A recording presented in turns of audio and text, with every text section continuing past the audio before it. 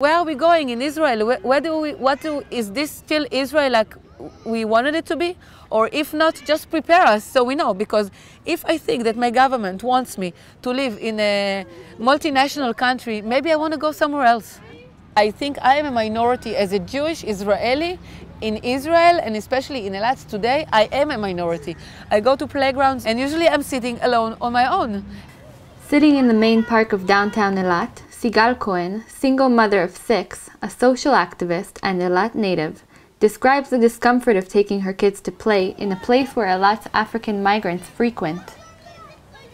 It's not because they are black, really it's not. It's just because it's a lot of them, and I feel it's like not too many of us. In the small city of Eilat, the most southern point in Israel and the nearest stop for African infiltrators crossing the border with Egypt, locals worry the city is on the verge of chaos, with tensions rising between native Israelis and African migrants.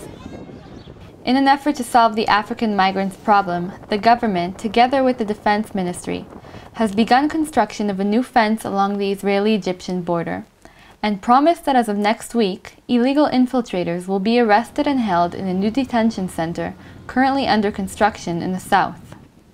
Nahum Siri, head of Eilat Municipality's Urban Development Department, is a veteran campaigner against the growing African migrant population. אני חושב שמדינת ישראל צריכה קודם כל להחליט לאן פניה. אם היא באה ואומרת, יש לי גבול, זאת אומרת שאף אחד לא צריך להיכנס דרך הגבול הזה באופן לא חוקי. Also speaking with the Jerusalem Post last week, Sudanese refugees of Eilat tend to agree that the situation of the growing African population is getting out of control. Mudir Jibril has lived in Eilat since he came to Israel 2 years ago by way of Sinai. For the last couple of, let's say years, the situation was so calm and nothing like, people accepting, the African people as refugees here in Eilat.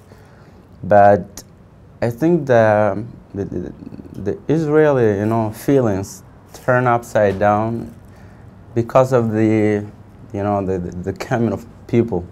A lot of crowd of people there keep coming to Israel. As a result, there's a general feeling about Israel, as if these people are going to, let's say, occupy this country, or some kind of feeling like that it gives to the people. We do admit that Israel is a small place, but at the same time we think also the government has a role to play toward these refugees.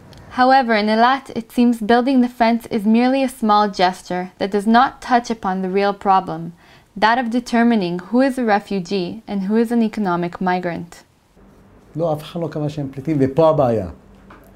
פה הבעיה, אף אחד לא קבע שהם פליטים, ואף אחד לא קבע שהם לא פליטים. נכון שמתעוררים כרגע להקים את הגדר, אבל גדר לבד זה לא מספיק. זה פשוט לא מספיק. צריך לעצור את זה משם, ואני אומר, לקבל פליטים, יש גם דרך לקבל פליטים. אני בעד לקבל פליטים, בתנאי שזה פליטים, בתנאי שהמדינה יודעת כמה פליטים נכנסים.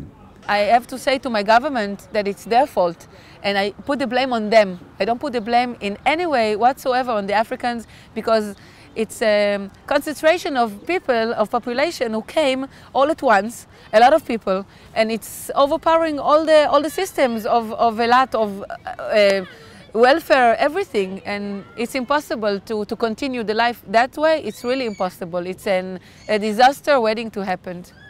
Sigal feels that the country is compromising its character by becoming a home to multinationals. But at the same time, both she and Nahum realize that Israel cannot simply close its doors to asylum seekers. The result is a growing frustration from the apparent lack of clarity as to whom exactly this country can be a home.